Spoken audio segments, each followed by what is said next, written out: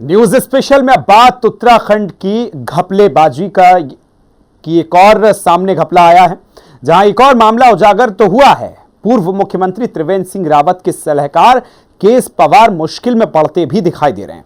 KS Pawar की पत्नी की कंपनी करीब 200 करोड़ की मनी लॉन्ड्रिंग केस में फंस गई है। मामले में गृह विभाग की रिपोर्ट पर अब पुलिस मुख्यालय ने आर्थिक अपराध शाखा से जांच कराने का फैसला किया। घपलेबाजी का पूरा खेल कैसे उजागर हुआ है, इस रिपोर्ट में देखिए। उत्तराखंड में मनी लॉन्ड्रिंग मामले पर संग्राम। पूर्व सीएम के सलाहकार की पत्नी का आया नाम। टीएसआर के सलाहकार पवार की हो रही फजीहत। 200 करोड़ का हुआ खेल, गर्मा गई सियासत। उत्तराखंड में घपलेबाजी का एक और कारनामा सामने आया। उत्तराखंड के पूर्व मुख्यमंत्री त्रिवेंद्र सिंह रावत के सलाहकार केएस पवार की पत्नी रामेश्वरी कुंवर सिंह पवार की कंपनी में फर्जीवाड़े का खुलासा हुआ।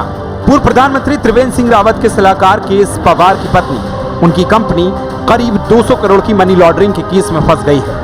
मामले में गृह विभाग की रिपोर्ट पर अब पुलिस मुख्यालय ने आर्थिक अपराध शाखा ने जांच कराने का फैसला लिया। घपलेबाजी का पूरा खेल कैसे हुआ है, यह भी समझ लीजिए। सोशल म्यूचुअल बेनिफिट निधि लिमिटेड नाम से कंपनी बनाई गई। कंपनी का मुख्यालय देहरादून हरिद्वार बाईपास के ब्राह्मणपाला में।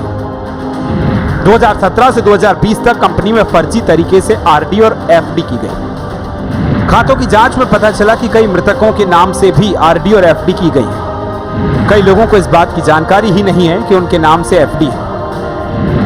हजारों लोगों के नाम से आरडी और एफडी कर काले धन को सफेद किया गया। मामले को लेकर खुलासा तब हुआ जब खानपुर से विधायक उमेश कुमार ने धामी सरकार से इसकी शिकायत की और मामले की जांच कराने की मांग की। इसमें मैंने पूर्व मुख्यमंत्री त्रिवेंद्र सिंह रावत जी के सलाहकार, औद्योगिक सलाहकार केएस पवार पर आरोप लगाए थे कि उनकी पत्नी की जो कंपनी है सोशल म्यूचुअल बेनिफिट्स, उस कंपनी के अंदर लगभग 100 करोड़ रुपए के काले धन को सफेद करने का काम किया गया है 3 वर्षों के अंदर उनके कार्यकाल के दौरान। 2017 में उनकी नियुक्ति हुई थी, मार्च या अप्रैल के महीने में इनकी शपथ लेने के बाद। उसके बाद से लेकर 2020 तक लगभग 180 करोड़ रुपए के फिक्स डिपॉजिट्स बनाए गए। कुछ बच्चों के नाम पर एफडीज बनाई गई हैं, कुछ मृतकों के नाम पर बनी हुई हैं, कुछ गांव देहात में अनजान लोग जिन्हें पता ही नहीं है उनके नाम पर एफडी बनाई गई है। तो ये सारा नगद पैसा जो काला धन था उसको सफेद करने का प्रयास किया गया है उस समय के मुख्यमंत्री त्रिवेंद्र सिंह रावत के सलाहकार केएस पवार द्वारा। उसके बाद मैंने माननीय प्रधानमंत्री जी को भी इसके संबंध में चिट्ठी लिखी थी और अंत में इस पर जांच शुरू हो गई। अब पुलिस ने जांच को जो है पुलिस हेडक्वार्टर द्वारा जांच को शासन को भेजा गया था और अब शासन द्वारा इसमें ईओडब्ल्यू से जांच कराने के आदेश हो गए। उत्तराखंड में सामने आए इस खुलासे ने एक बार फिर सूबे की सियासत को गर्मा दिया। कांग्रेस कह रही है कि मामला सबसे पहले हमने उठाया था, लेकिन सरकार ने दबा दिया था। वहीं बीजेपी का कहना है कि मामले को राजनीतिक चश्मे से ना देखा जाए। और ये विषय सबसे पहले आदरणीय काजी निजामुद्दीन जी ने 17 से 22 की विधानसभा में रखा था, जिसमें हम सब ने प्रतिभाग किया था और उस समय सरकार ने इसको दबाने का काम किया। लेकिन आज अच्छा है कि इसकी जांच बैठ रही है। निश्चित ही जांच होनी चाहिए। गलत एड्रेसेस उसमें दिए गए हैं और से बहुत सारे मामले हैं। इसके अलावा एक अन्य मुद्दा भी इन्हीं से जुड़ा हुआ है, वो भी उठेगा।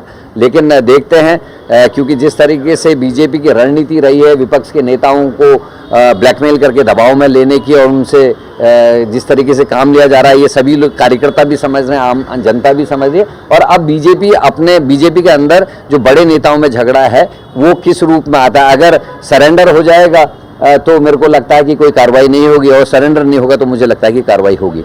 देखिए, इसमें शासन ने जांच के आदेश दिए हैं और इस प्रकरण को किसी भी राजनीतिक चश्मे से न देख करके, क्योंकि हमारी एसोसिएट मुख्यमंत्री हैं, वो प्रदेश के अंदर चाहे किसी भी स्तर का किसी भी प्रकार कोई घपला हुआ है उसके पारदर्शी तरीके से और ईमानदारी से उसकी जांच की जा रही है।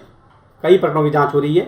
इस प्रकार इसमें भी अगर किसी प्रकार कोई घपला हुआ होगा तो निश्चित रूप से दूध का दूध पानी का पानी जांच के बाद सामने आ जाएगा। खैर, धामी सरकार ने मामले की जांच आर्थिक अपराध शाखा को सौंप दी है। अब देखना यह है कि इस जांच में क्या कुछ निकलकर सामने आएगा। माना जा रहा है कि इस कांड में कई बड़े चेहरों का काला सच उजागर हो सकता है। क्योंकि मामला पूर्व मुख्यमंत्री के सलाहकार से जुड़ा हुआ है। ब्यूरो रिपोर्ट, हिंदी खबर।